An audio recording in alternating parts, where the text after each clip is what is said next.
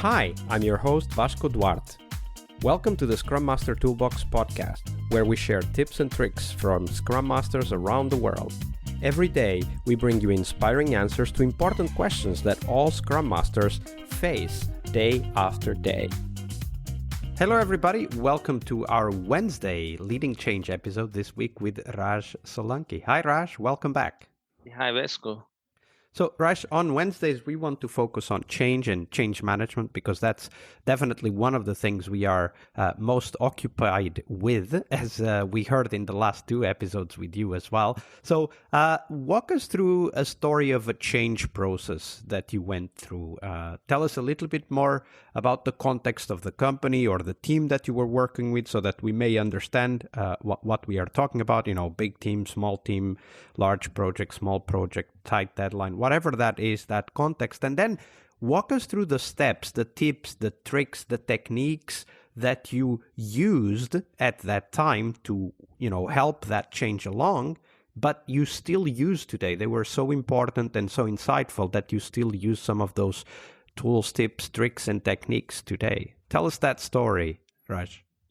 Okay. So on the process aspects, what I see that, Agile has a different way of working, a different way of in terms of executing the item. Waterfall has a different way of working. Uh, with respect to the process, when we started this journey of making the team towards the Agile, we were into a previous model where we do not have a kind of a proper process in terms of making the requirement or available or having a proper discussions. So it was more likely that things were coming from the business analyst. They used to give this requirement that teams were not involved in all those discussions extensively, and things were directly coming to the team and they were just executing it and delivering So it. the team would only get like these requirements that were written by someone else outside the team, right? Exactly right. And they have never been involved in those discussions that what exactly we have to do, how we have to do. It's just that the requirement, as you said, it comes from a third person and you start doing it based on your experience. You take that because you're working into that system on the product. So try to uh, go through those documents and just do it. But now what I see when you bring this agile, so the best part here with respect to the process was things were very systematic. It was not that one person is coming and just delivering it. Everything has some definite way of working. The requirements, if it's coming to the team, there have been involvement from the team with the product management, the product owner or some technical folks were involved during the beginning of the discussions of this requirement, and they were also having the discussions with the customer. So it was a direct discussions with the customer as well when these requirements were getting finalized, or you can say initial draft of the requirement.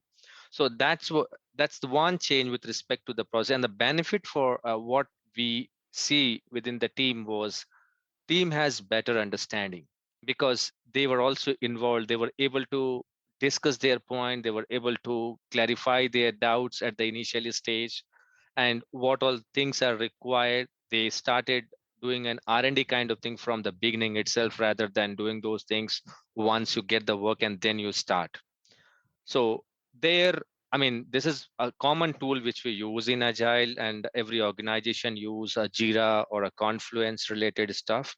Earlier, it was more likely I have seen it's a Word document. Things were coming in an Excel sheet. You have to go through it, and it was not a centralized stuff. You need to dig into the documents and you have to go through the Word documents and all. And things were sometimes not aligned, not properly streamlined. Now with these tools, as I said, Jira or the Confluence, things were visible to the team and everything was well documented. It was well stored in one centralized repository, and as the team was involved in the previous discussion at the beginning of the discussion, so the advantage was people have an idea that what they have to do. So that's one thing with respect to the process.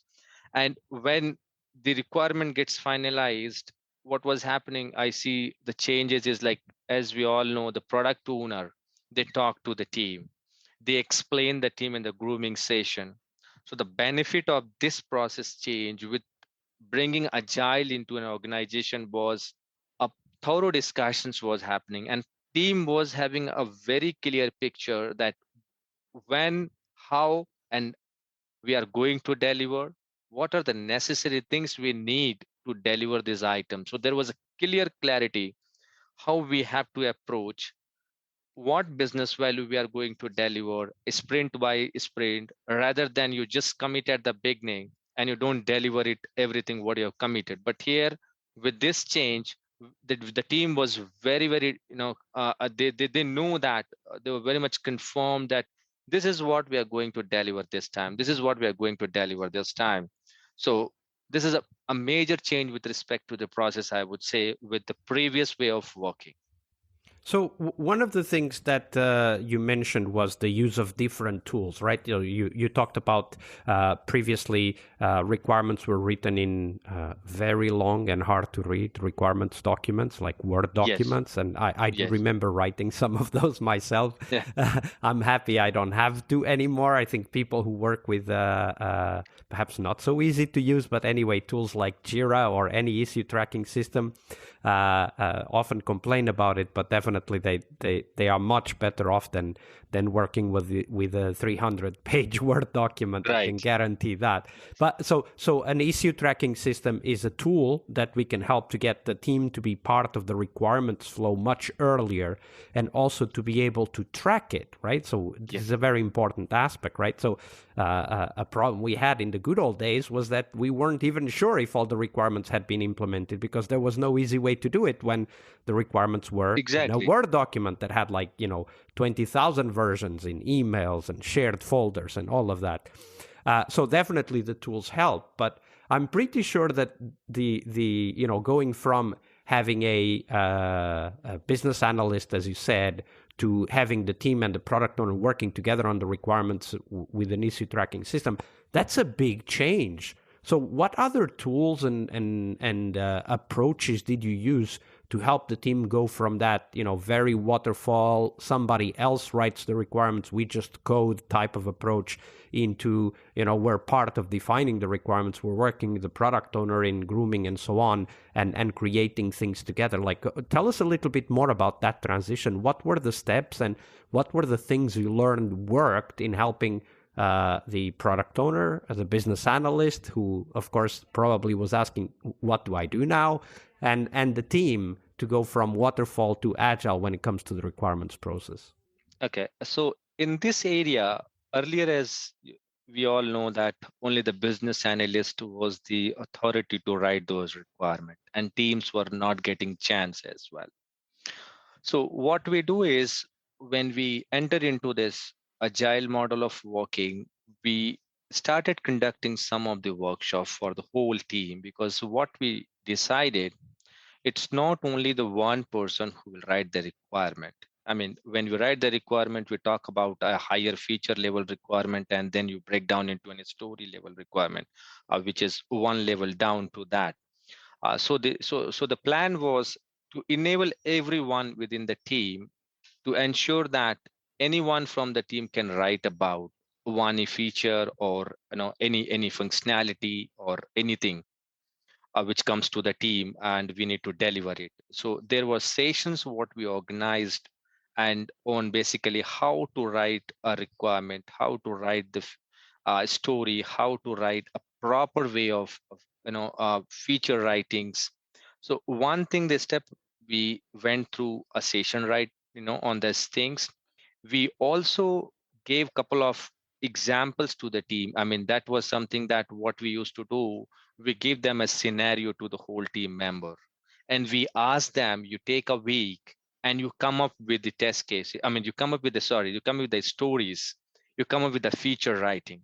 So with that, the benefit what we see, that people started coming with different approaches. I mean, a different way of writing the stories, different way of writing the feature. And then we, as a scrum master, myself and agile coaches, we help them, we support them in terms of writing the same thing in in a proper structure manner. You can use any model, you can use a normal way of writing as I want, so that, or you go with the invest model, or even for the features as well. We talk about benefit hypothesis, we talk about objective, we talk about acceptance criteria. So this sessions has actually helped the teams, because there you are focused only on the business analyst with respect to the requirement. Here we enabled everyone within the team. It was not that only the PO is responsible to write or to make the things understand to the team. Anybody from the team, they can go through the requirement, they can write the requirement, they can explain the team. So this reduces the dependency on one person. So you have a team built on with a set of skill set, with a set of knowledge, wherein you don't need to be 100% dependent the way you see in earlier way, earlier time, wherein BA was the one. If there is any issue in the requirement, let's catch hold of BA. I don't understand this. Now here you are involving the team from the beginning of the requirement discussions, and parallelly you are enabling them as well to write that. Absolutely. That's a great story. And also something that is very important. I very often work with teams where the product owner is supposed to do exactly the same that you described that BA used to do, right? Write all the Yes, stories, know everything about the product, and the team just works.